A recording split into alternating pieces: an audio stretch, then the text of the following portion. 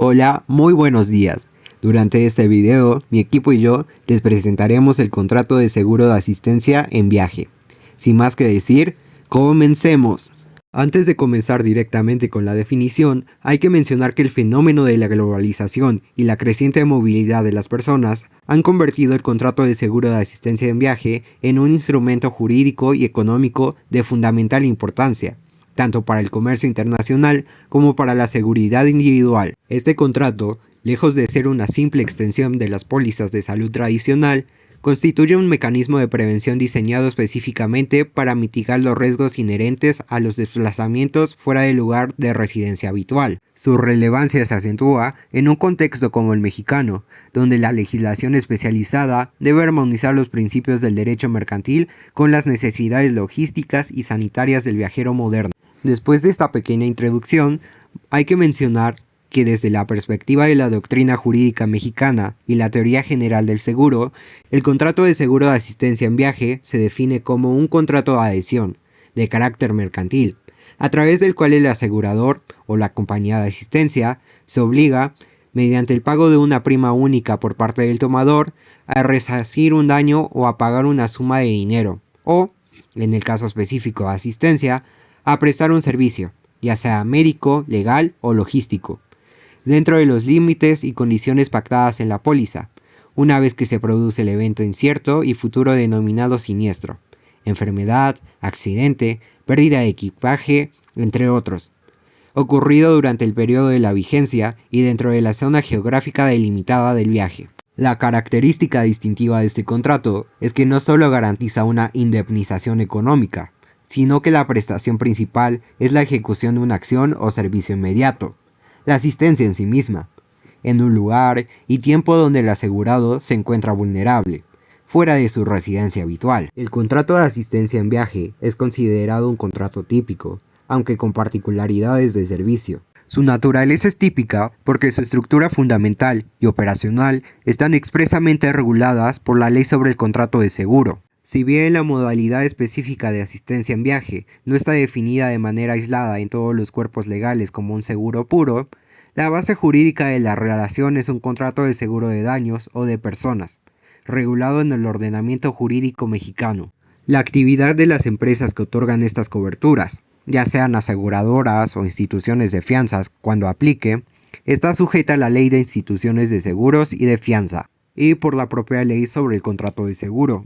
El contrato se fundamenta y se rige principalmente por la legislación mercantil y especializada en seguros. Ley sobre el contrato de seguro. Establece las normas generales aplicables a todo el contrato de seguro, incluyendo la forma de la póliza, la determinación de la prima, las obligaciones de las partes, la carga de la prueba en caso de siniestro y la prescripción de acciones. Para no mencionar tantos artículos y agobiarte, mencionaremos solo los números y sus referentes. Los números relativos a la forma y prueba del contrato, la obligación del asegurador y de pago de la prima se encontrarán del artículo número 1 al número 26. Los números relativos a la indemnización, el riesgo y el interés asegurable se encontrarán del artículo número 27 al número 60, y los números relativos al seguro contra accidentes y enfermedades se encontrarán del artículo 148 al 173. El contrato de seguro de asistencia en viaje puede clasificarse de la siguiente manera: por su naturaleza jurídica, de forma bilateral, genera obligaciones recíprocas, pagar la prima, el tomador, y prestar el servicio o indemnizar. Asegurador. Oneroso. Se estipulan provechos y gravámenes recíprocos, la prima a cambio de la cobertura. De adhesión. Las cláusulas son redactadas unilateralmente por el asegurador. El tomador solo acepta o rechaza. Aleatorio. La realización del siniestro y, por ende, el monto de la obligación del asegurador dependen de un evento incierto, accidente, enfermedad o pérdida. Consensual y formal. Se perfecciona por el consentimiento de las partes, pero su existencia debe probarse por escrito. En la póliza, por el tipo de prestación principal. Aunque es un contrato mixto, combina elementos de seguro de daños, el cual cubre gastos médicos y pérdida de equipaje, actuando como un seguro de resarcimiento económico. Su característica es que es un principio indemnizatorio, Esto quiere decir que el pago no puede exceder el daño sufrido. También es un seguro de personas, el cual cubre riesgos que afectan la integridad física, como la cobertura de accidentes o de enfermedad. Su característica es que la suma asegurada es fija y no resarcitoria. Esto quiere decir que se paga la prestación pactada. Bueno, ahora yo les voy a hablar acerca sobre los elementos personales de un contrato de seguro de asistencia de viajes y el cómo está conformado su consentimiento de acuerdo a su capacidad jurídica, derechos y obligaciones. Pero bueno, para empezar, ¿qué es un contrato de asistencia de viaje? Bueno, es un documento legal el cual nos establece que los servicios y responsabilidades entre dos partes principales son la aseguradora o prestadora del servicio. Luego, el asegurado o un beneficiario. La aseguradora es aquella entidad legalmente constituida el cual o la cual está autorizada para brindar servicios como asistencia médica, apoyar en caso de accidentes, la pérdida de equipaje o cualquier imprevisto que se tenga durante el viaje. El asegurado, por su parte, es la persona que contrata el servicio o proporciona información verificada o verídica y acepta las condiciones establecidas en la póliza. También podemos decidir como la aseguradora es la persona moral y el asegurador es la persona física. Ahora, ambas partes deben contar con la capacidad jurídica para celebrar el contrato. Luego, la aseguradora necesita permisos oficiales para operar, mientras que el asegurado debe ser mayor de edad o estar representado legalmente si es menor. ¿A qué me refiero? Debe tener algún tutor o, por su defecto, a una persona que lo represente, obviamente siendo mayor de edad. Este requisito pues garantiza que ambas partes puedan asumir derechos y obligaciones pues de una manera válida ante la ley. Los derechos del asegurado pues también pueden incluir y recibir las coberturas contratadas para obtener la asistencia inmediata y solicitar reembolsos cuando se corresponda. Los derechos que la aseguradora puede incluir es la información veraz, cobrar la prima acordada y negar el servicio en casos de fraude o uso indebido. Esto es una sanción legal, ya que si se encuentra o se constata que alguna de estas sea falsa. ¿A qué me refiero? A la hora de dar información personal que no sea correcta, esto va pues con una sanción legal. Ahora, en cuanto a las obligaciones, y el asegurado debe pagar la prima puntualmente para informar que cualquier siniestro y seguir el procedimiento de los indicados. La aseguradora, por su parte, está obligada a brindar un servicio con calidad, proporcionar medios de comunicación eficientes y pagar o gestionar la asistencia cuando suceda un siniestro cubierto por la póliza. El contrato también implica que la participación de otras figuras, como el tomador, quien es la paga prima, o el asegurado, sobre quien es el que recae el riesgo, y el beneficiario, que éste puede recibir indemnizaciones en caso de un fallecimiento u otros eventos previstos. También está la formación del consentimiento, que es clave.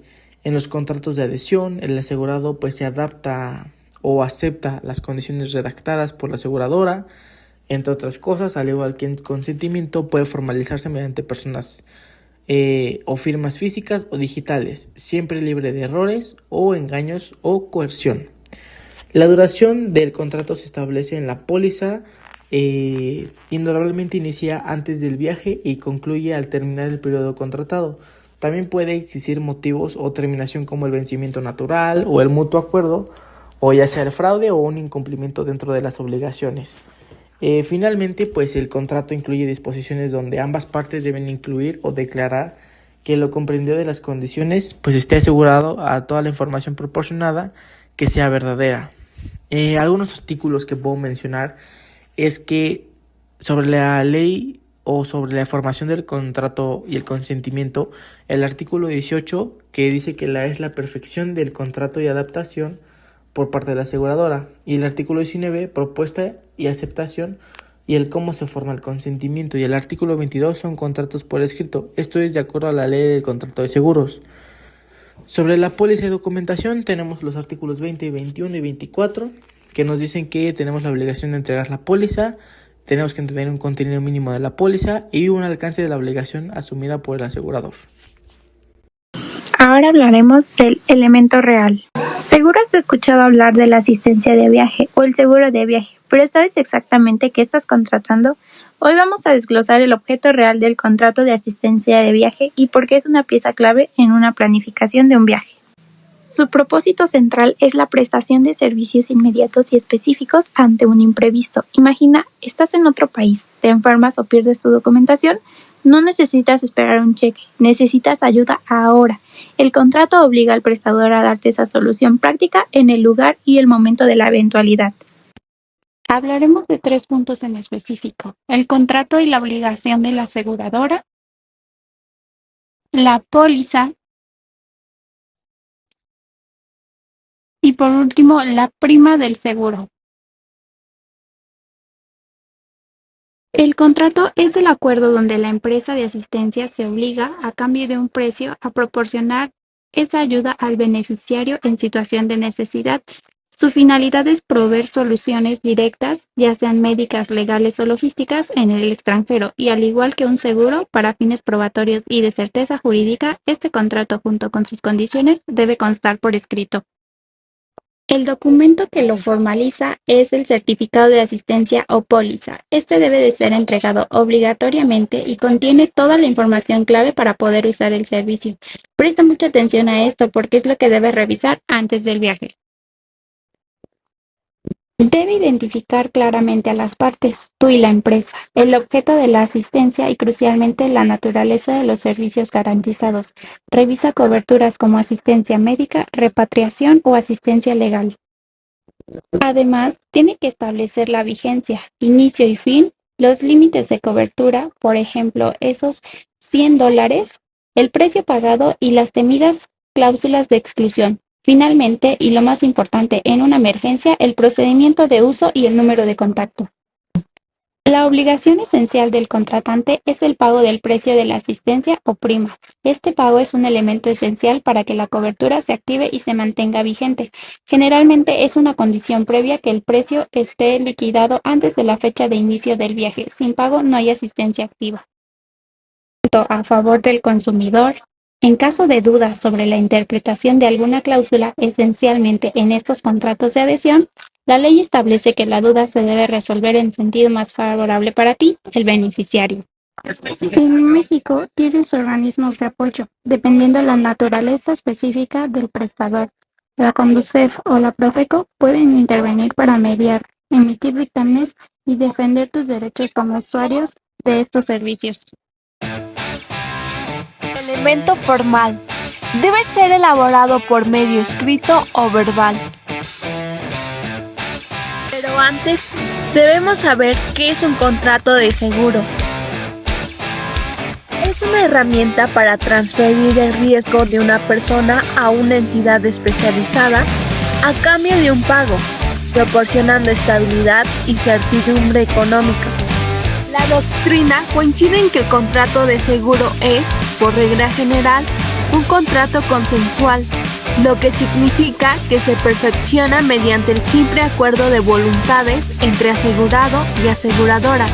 Sin embargo, la mayoría de las legislaciones exigen que el contrato conste por escrito para efectos de prueba, generalmente en un documento llamado póliza. Debe ser elaborado por medio escrito o verbal. Según el artículo 19 de la Ley sobre el Contrato de Seguro, establece que el contrato y sus modificaciones deberán constar por escrito para fines de prueba.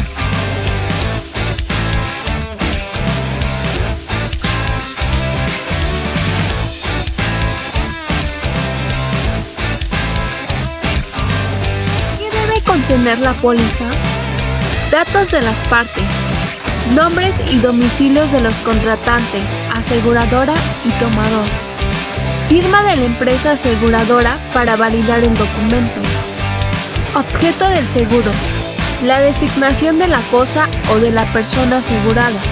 Por ejemplo, el viajero Juan Pérez o el vehículo con placas XYZ. Cobertura de riesgos. La naturaleza de los riesgos garantizados, es decir, qué eventualidades o siniestros cubre la póliza. Por ejemplo, Gastos médicos por accidente en el extranjero. Mención especial. En su caso, la mención específica de que se trata de un seguro obligatorio. Por ejemplo, aplicable a seguros como el de responsabilidad civil vehicular, obligatorio en ciertas vías.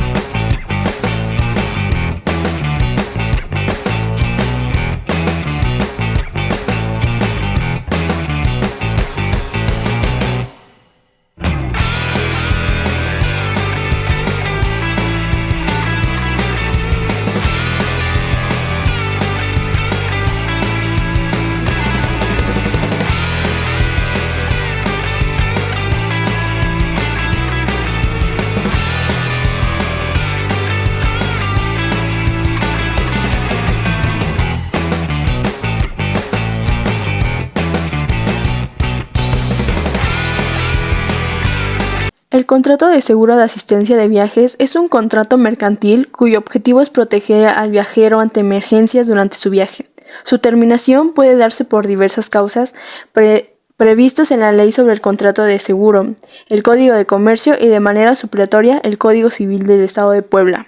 Primero, la terminación por expiración natural de la vigencia. Ocurre cuando simplemente termina el periodo contratado, la cobertura concluye de forma automática.